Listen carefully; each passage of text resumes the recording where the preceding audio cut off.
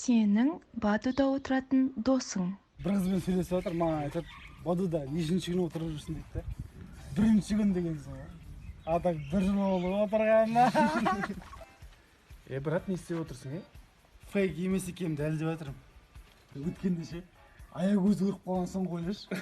Бізді класстас бар ғой. Андай интернет таратып жүрші.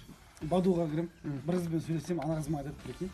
Сен маған, короче, 18+ әңгімелерді айтпай-ақ қой, мен чисто Бадуға дос іздеу үшін кірдім дейді, прикинь. Қумашы, Бадуда қандай дос? Брат, не істеп жатсың? Родной, суретке түсіріп алшы. Бадуға алып қоямын, қыздар машинасы бар ойлап қалсын. Сындырағызым, ғой көрмейші. Соска қыз ше, общение жүріп жатыр, ау-мау. Сонда трансвестит болып шығады ғой, ойлашы. Малсың ғой? Желание қайтып біткен. Сол біздікі строго Тиндер ғой, элитный қыздар ғой бәрі. Бізге Баду жарайды ма?